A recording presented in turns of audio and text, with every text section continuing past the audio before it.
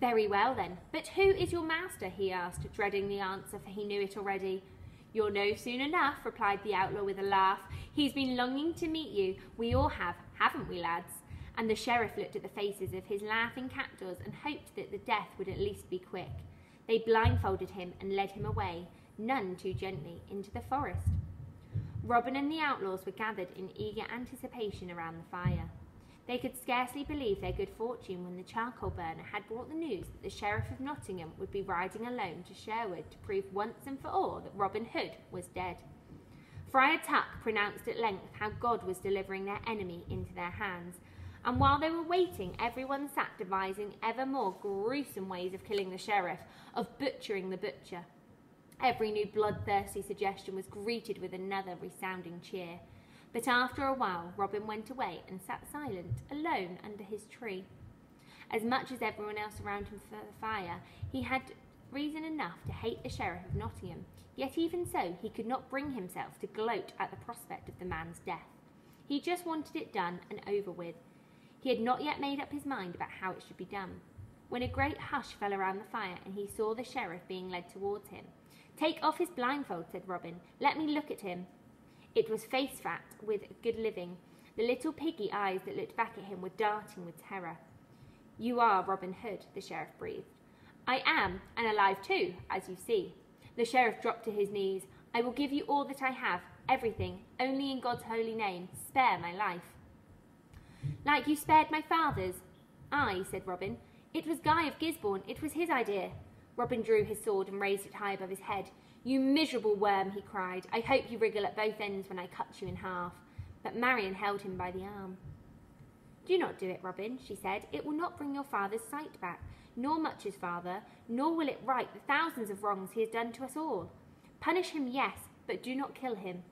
I do not want our son to have an executioner for a father. Have mercy, Robin. Show this wicked man how to have mercy."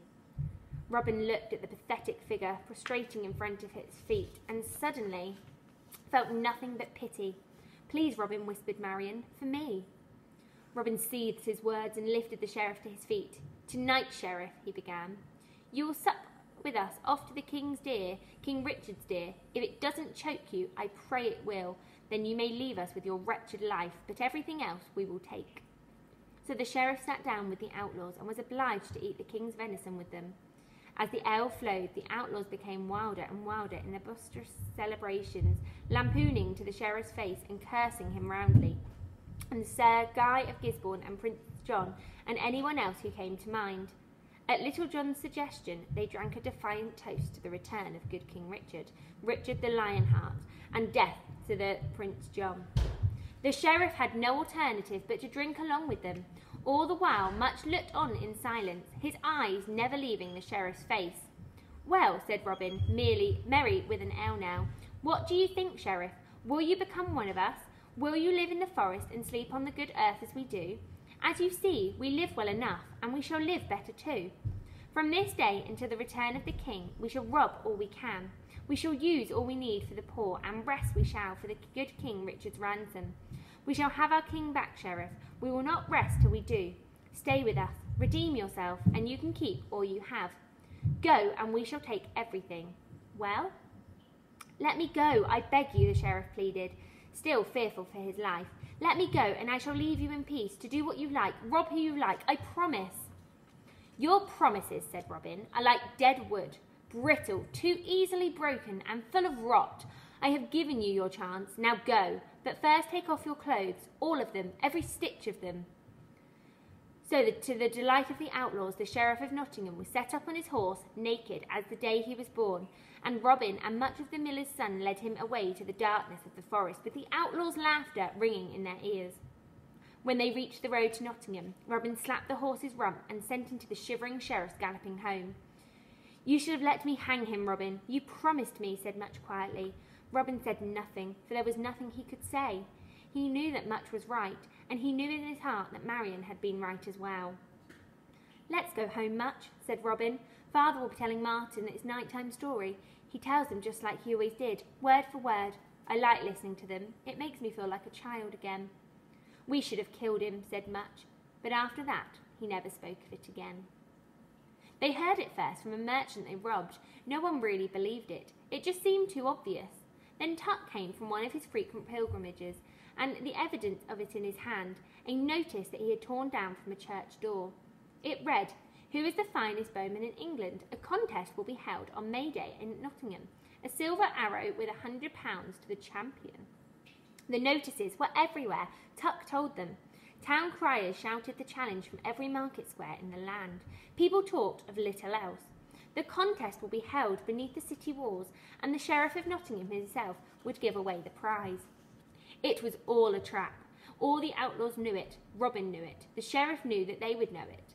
What he counted on was Robin's audacity.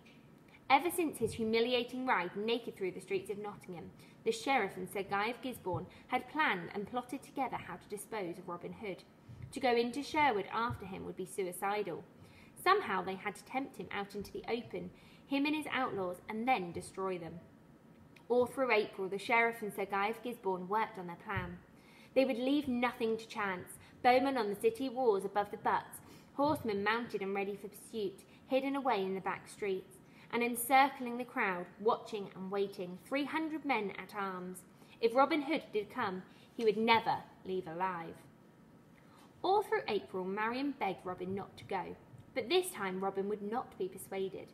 "Didn't I listen once before?" he said, "and now the Sheriff plays cat and mouse with me, and the world knows it. I have to go. I will go, and I will bring back the silver arrow for you and Martin. Do not try to stop me." "Then at least let us come with you," she pleaded with him. "Don't you see," said Robin, "that is exactly what they expect, just what they hope for. No, I stand a better chance with just Much and Tuck and Little John. We'll go alone, and that's the end of it." And Marian knew that there was no hope of stopping him.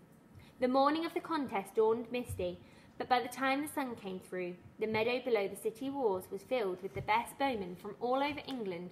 They came from as far as Northumbria and as far west as Cornwall. By 4 o'clock that afternoon, the crowd had swelled to several thousand, and there were only 20 bowmen left in the contest. From the ramparts above, the Sheriff and Sir Guy scrutinised these last 20, but with their hoods up to their shield, their eyes their sun, they could not see their faces clearly. There was a friar in amongst them, and the great bear of a man with a russet beard. The Sheriff thought he recognised both from his visit to Sherwood, but he could not be sure. What was certain was that neither was Robin Hood. The friar was too fat and the bearded man too tall. They would bide their time. Robin Hood would be amongst the others, and like as not he would win. The Sheriff was counting on it, and when the champion came up to the ramparts to collect the silver arrow, then they would spring the trap. The bowmen stood further and further from their targets now, and the huge crowd hushed as each of them drew his bow and shot. Wand after wand was split, wand after wand was missed. They were down to the last 3 now, the friar and the bearded giant, and the slight young man who the Sheriff was now quite sure must be Robin Hood himself. "Take him now," whispered Sir Guy, "whilst you can. Give the order." "No," said the Sheriff. "We will have a riot on our hands. Let's keep to the plan. Let him come up for his prize, and we shall have him." First the friar failed at the 600 paces. Then the giant's arrow hit the wand, but did not split it. The young man stepped coolly forward, and raised his bow and fired his arrow. It split the wand clean in two. At it a great cheer went up, and despite all the Sheriff's men could do, the crowd surged forward and surrounded him. He was at once hoisted up and carried away shoulder high, away from the city walls, away from the Sheriff. When Much the miller's son, for that who was carrying him, set Robin down on his feet again, the Sheriff lost sight of him. He gripped the walls with fury and realised what was happening. He saw the friar being swept along in the crowd, but of Robin Hood there was no sign at all. He was one of the crowd now, and indistinguishable from anyone else. The Sheriff raged and stormed, but no one heard him except Sir Guy of Gisborne, who had suddenly noticed 2 riders beyond the crowd, and galloping hard for the forest. There was still chance to catch him. They raced down the steps, leapt on their horses, and clattered out through the city gates, calling for their waiting horsemen to follow them. Robin and Much would have made it back to Sherwood with ease, but for the Badger's Hole. As they neared the forest, their pursuers in sight, but a safe distance behind, Robin's horse, shield at a rising buzzard, leapt a ditch and went off into a field. Robin hung on, but when the horse trod in a badger's hole and stumbled, Robin came off, twisting his leg under him as he landed. He heard the excited, triumphant yell of the sheriff's men and saw Much riding to his help. He tried to stand and couldn't. Then Much was beside him, his sword drawn, putting himself between Robin and the sheriff's men. There was no time to mount Much's horse. There must be time to stand and fight. "Help me, Much," he cried. "Let me loose off one arrow for the sheriff." "Your horn, Robin," shouted Much against the thunder of the oncoming hoofs. "Blow your horn."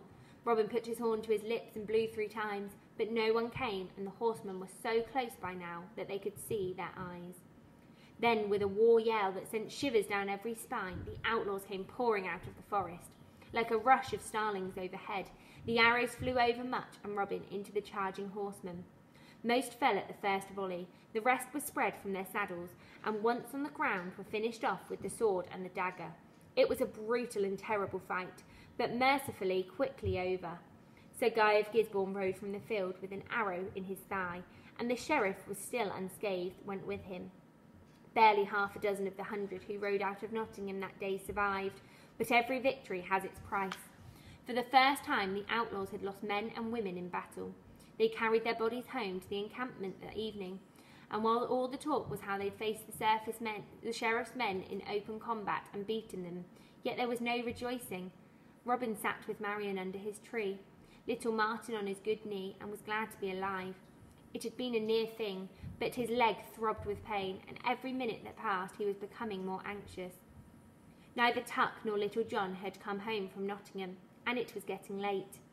As the shadows lengthened that evening, neither Robin nor anyone else dared their voices their fears, for they knew well enough what would happen to Tuck and Little John had they been captured. At last Robin could not stand it any longer. "I can't just sit here," he said. "I have to go back and find out what has happened to them."